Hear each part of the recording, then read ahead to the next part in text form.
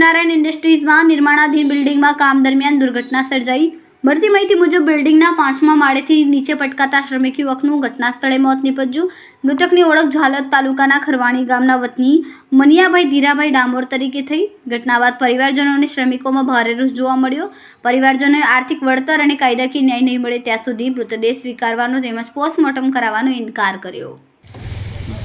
નમસ્કાર, આપની ચેનલને આજે સુરતમાં ગયા મહિને 40 થી 50 માણસો મજૂર માણસો અમારા સમાજના જે મજૂર વર્ગ હતા તે એક્સપાયર થયા હતા અલગ અલગ બાંધકામ સાઇડ ઉપર।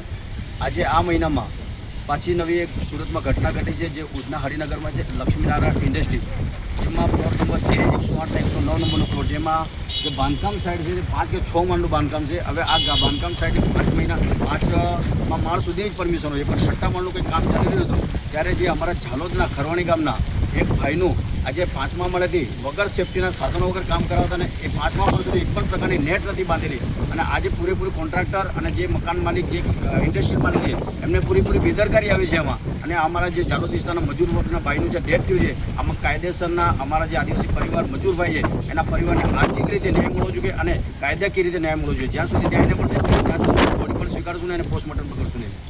કેમેરામેન હરેશ પાટીલ સાથે સુનિલ પાટીલ, સમય મીડિયા ન્યૂઝ, સુરત।